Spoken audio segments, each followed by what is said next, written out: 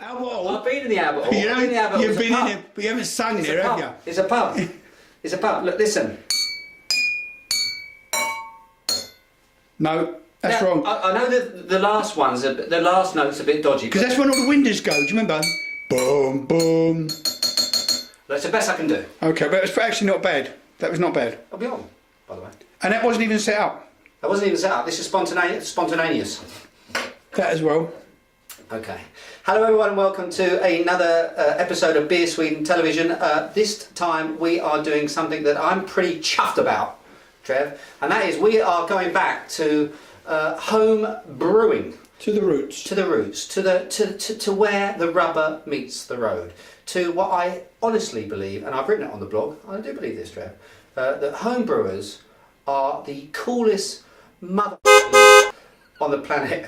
You'll edit that bit out later, won't you? What have I done? Yeah, but you must do. Why? Listen, well, because, you know, otherwise my mother will see this and I'll be in all sorts of trouble. But the point is, home brewers are cool. You might not look cool, all of you. Let's be honest, some of you don't look that cool.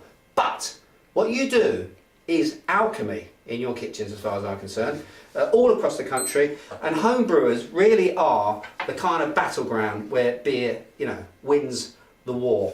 And you know, I can only say that in all the travels that I, all the breweries that I go to and all the brewers that I meet, there is one thing, Trev, there's one thing in common with all of them. They all started life out as home brewers. You know, you got all the Brewdog, you got, you know, Sam over at Dogfish Head, they all started mucking around with beer in their kitchen. Stefan Gustafsson here in Sweden, Jessica, you know, everyone's got, they put the hours in and actually brew their own beer. And so we're going to get to, I've actually got 3 bottles of homebrew that I've been sent. I get sent quite a bit of homebrew. It's really cool. Thanks for doing it and please keep sending it in. Love to taste it. I've got 3 bottles here. What I love about homebrew, they look pretty dangerous, don't they? They look like they just come out of a lab somewhere, don't they?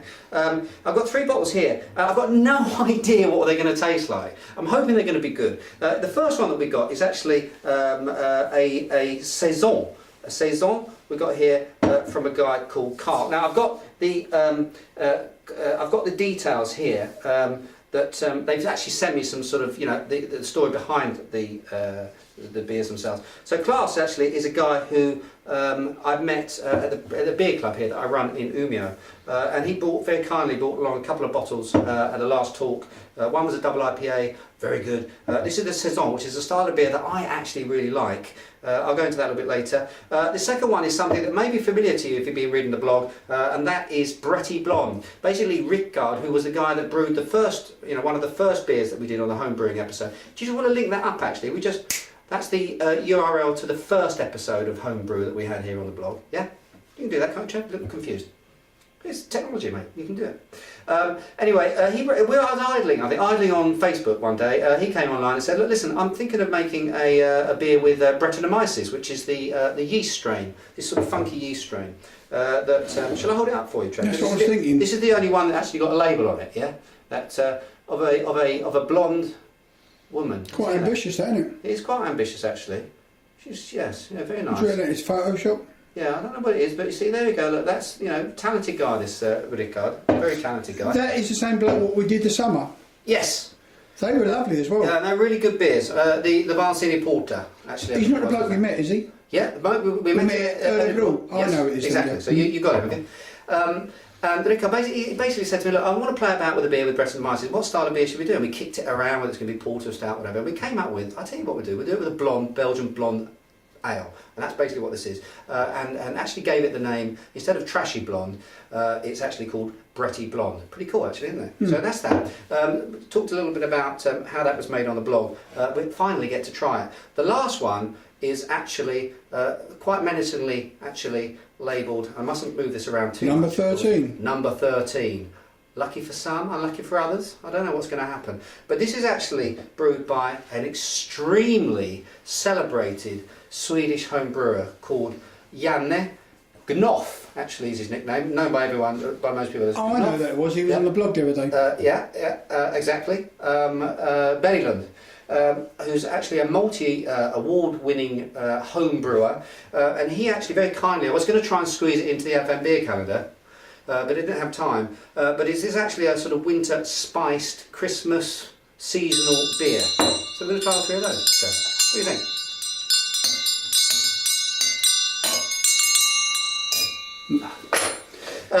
Anyway, right, okay, so should we get cracking into these beers? Now the first one is from Class, and it is the Saison.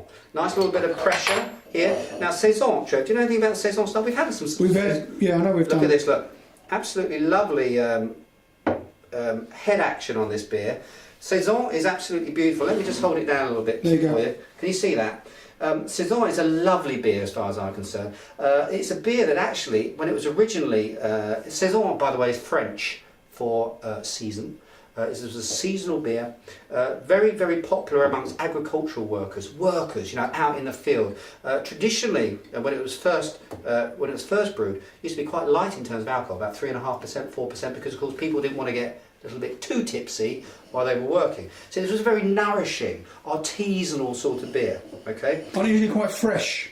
Quite fresh, that's right, quite wholesome. You know, it's almost like you're out in the harvest. You know, you basically grab all those natural ingredients, throw them into a beer, and this is what you'll have, okay? So very, very seasonal sort of beer. Lovely stuff. I don't know anything about what's gone into it. All I know from Class is that this is actually quite a high ABV for a Saison, but it's a nice little bit of fermentation. A very low hop character to this beer, but nice little sort of aromas coming in from the yeast.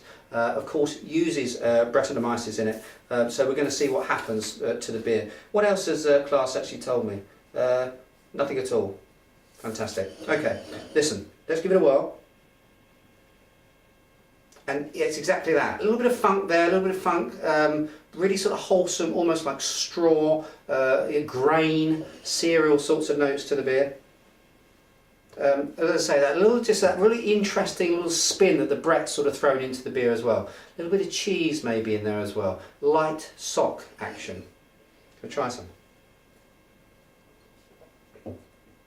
Citrus too. And this is what I'm talking about, Trev.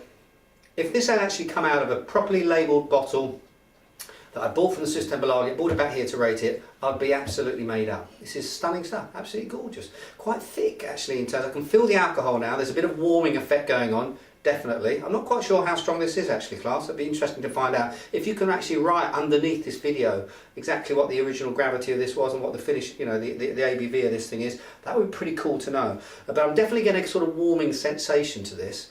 A nice little citrus action as well, quite creamy, oily sort of mouthfeel to it. Absolutely delicious. I know that if I was working in a field and I drank too much of that, I'd probably be sleeping in a haystack somewhere. Interesting. Should we try the second one, Trev? Got to rattle through these. Again, nice little bit of carbonation here.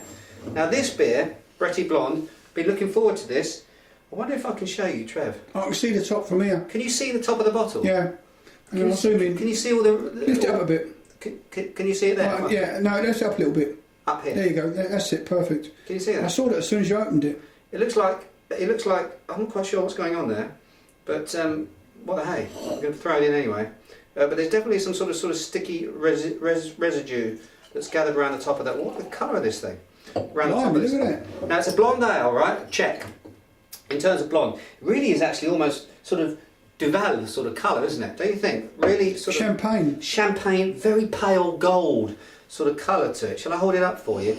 Slightly cloudy there. That's totally to be expected, of course. The filtration in most home brews is obviously either not present at all or very light.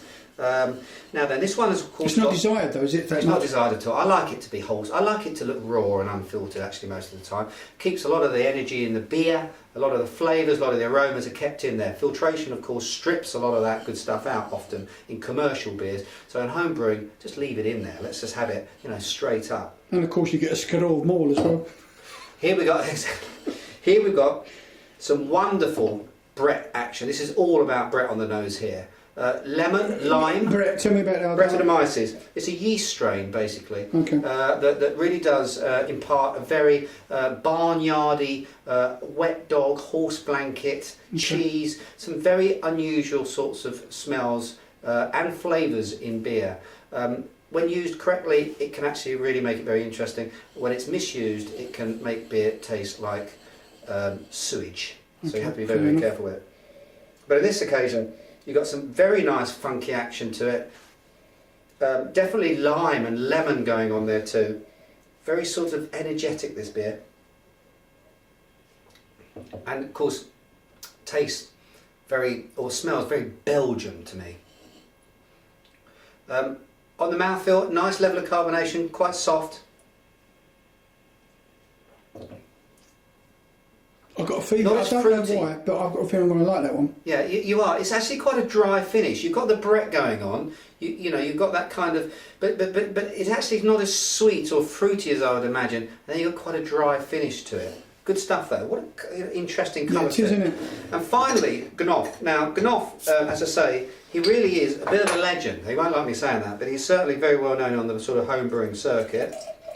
Now, he did say to me, I met him actually in a pub in Umeå a couple of months ago. He said to me, listen, I see you're trying all these Christmas beers, you've got to try mine because they might be all very well and good, but here's the real stuff. Now, straight away, if you can see the beer, you can see, we're back at the beer calendar, aren't we? Look, you've got that real sort of like cinnamon coloured head to the beer, very dark in colour. Now, in terms of the beer itself, Gnoff's own words, this is batch number 86, okay, it means nothing to us, but anyway, brewed with a mate of his on November the 14th.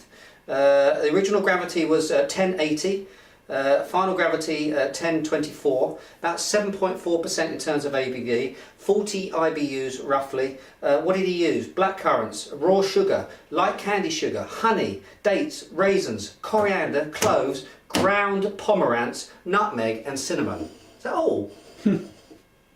Yeah, what about the kitchen sink? Wow. I can't smell the kitchen sink, but I can smell pretty much everything else. This is gorgeous. It's absolutely gorgeous. I'll tell you what, the level of spice, spot on. Nutmeg coming through beautifully. Well, there we have it. Would have to be, this has got a lovely roasted character to it. It's got all of that stuff in it, but I tell you what, that honey and the raisins and so on, they are beautiful, and they're playing off against the spices. The spices do not dominate in this one, as they too often do in the winter brews, and that's been the problem, I think, over the last month or so when we've been trying them. This one, on the other hand, is so beautifully balanced. I'd have to say, in terms of ratings, I would have put this right up there with some of the highest ones that we had at the beer. I think you should rate them individually, do a bit quick. Okay, so this one I'm going to go 4.3 for Gnoff. The Bretty Blonde was, of course, a bit of a cool, fun experiment. I'm going to have to go probably about 2.9, something like that, 3. I just think it's a little bit, it could be a little bit sweeter. The Brett kind of takes it over and it has quite a dry finish. And I think the Saison is a particular style of mine I really like. I love the combination of Saison with booze. I think it's unusual. I'm going to go 3.3 on that one, I think. But I don't want to rate them as... You can't compare them. Look at the colours of them. Look at the style of them. Of course. They're non-comparable. But they do demonstrate the fact you can produce very, very good beer at home.